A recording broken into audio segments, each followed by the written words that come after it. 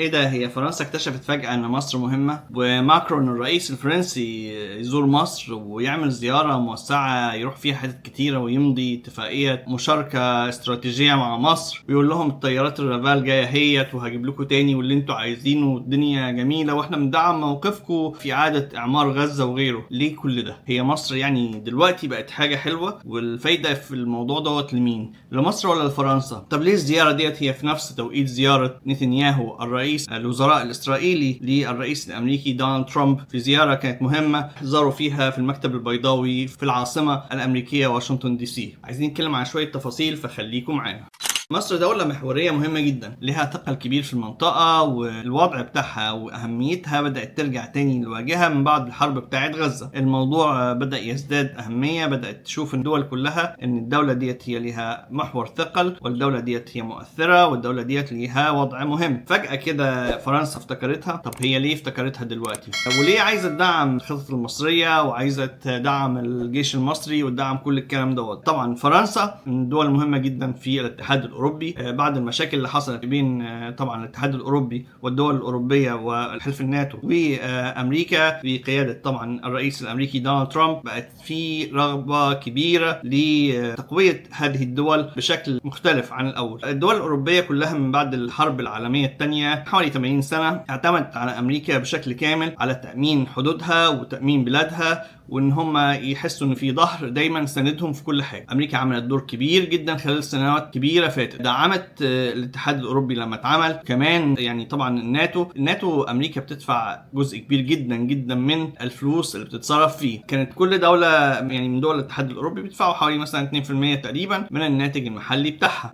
امريكا قالت لا، انا مش عايزه الرقم دوت، انا عايزه على الاقل يبقى فيه 5% عشان احنا بندفع كتير فيبقى الفلوس اقل، يعني تبقى انتوا بتشاركوا بمبلغ كويس او بجزء كويس من الكيكه في الموضوع دوت. فهم اعترضوا ورفضوا. وكمان طبعا امريكا عامله حرب تجاريه كبيره عليهم دلوقتي، لان هم شايفه طبعا الرئيس دونالد ترامب شايف ان والله احنا بنصدر لدول الاتحاد الاوروبي اقل بكتير من اللي احنا بنستورده منهم، فده في عجز في الميزان اللي عايزين نعدله، فعشان كده حط الجمارك ديت. فالحليف الاستراتيجي الرئيسي لدول الاوروبيه القديم الدنيا اتغيرت معاه دلوقتي، هم شايفين الدنيا رايحه في سكه تانية خالص. طب مين رئيس الاتحاد الاوروبي دلوقتي؟ طبعا المانيا، بس المستشار الالماني مشغول، عنده انتخابات وعنده حاجات كتيره، فيعتبر اللي ماسك والمتحكم في الاتحاد الاوروبي حاليا هو ماكرون الرئيس الفرنسي، وهو اليد القوه في الوضع الحالي في الاتحاد الاوروبي حاليا. فرنسا والمانيا وغيرهم بيحاولوا دلوقتي ان هم يعملوا اعاده تسليح وان هم يقووا الدفاع بتاعهم وغيره، عشان لو حصلت اي مشاكل من دول زي ما بتتكلم مثلا على روسيا او غيرها يبقى عندهم طبعا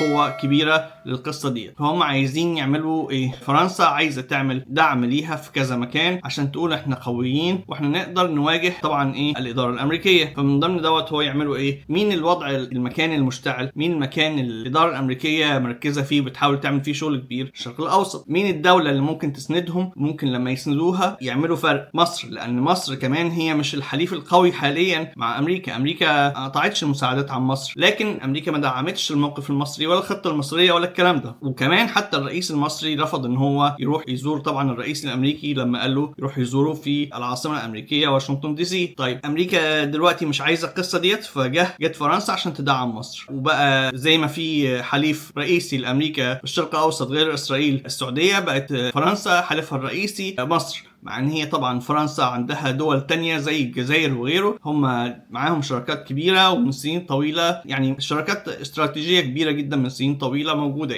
مصر هتعمل تأثير بالنسبة لهم، هيبقى حاسين ان في فرق وحاسين ان هم بقوا ليهم قوة وظهر في المنطقة. في نفس الوقت الموضوع مهم جدا لمصر عشان الخطة بتاعتها اللي طرحتها لإعادة تعمير غزة طبعا ما خدتش الدعم الكافي، وخصوصا من الدول العربية. كل دولة عندها همومها ومشاكلها، فكل واحد بيدور على الموضوع من وجهة نظره. في دول اللي هي المانحة اللي المفروض تدفع فلوس شافت ان لا، انا هدفع فلوس وهعمل اعادة تعمير، وبكرة اسرائيل هتضربها تاني وتهدها لما تحصل اي مشكلة تانية في القطاع، فانا ليه ادفع فلوس على الفاضي؟ فهو طبعا دي وجهة نظر مهمة جدا ولازم تراعى وتبص لها بشكل كويس. لكن مصر الخطة بتاعتها في الاخر لم تمرر ولم تحظى بالقوة الداعمة الكافية، ففرنسا بتحاول تعمل توازن. الوجود دوت مهم جدا، مصر تستغل الموضوع دوت مهم جدا. يعني مصر حاليا وضعها الاقتصادي الاقتصادي سيء، لكن وضعها الاستراتيجي مهم. وضعها الاستراتيجي دوت ممكن يكسبها ويعمل لها مكاسب كبيره جدا. في نقطه كمان مهمه عايزين نتكلم فيها قبل ما نختم الفيديو دوت، موضوع الجمارك اللي اتعملت من امريكا على دول كتيره. الجمارك ديت اتعملت على اغلب الدول بنسب كبيره، لكن مصر مثلا من الدول اللي عندها 10%، وفي بعض الدول العربيه الثانيه برضو عندها 10%. 10% ده حاجه كويسه. لو اتطبقت اصلا الجمارك دي بشكل عام تبقى في فرص اكبر لمصر للتصدير الامريكي. مصر عندها امكانيات تصنيعيه مميزه في مجالات كتيره، خصوصا مجالات صناعه الاساس ومجالات مختلفه من الصناعات اليدويه وغيره، وحاجات ممكن يكون لها بريق جميل جدا جوه امريكا وممكن يكون ليها فرص كبيره هنا. حاولوا تشجعوا الصناعه المحليه، واتمنى كل الخير لبلدنا. تحياتي للجميع. لؤي العاصي، قناه امريكا مباشر من نيوجيرسي. مع السلامه.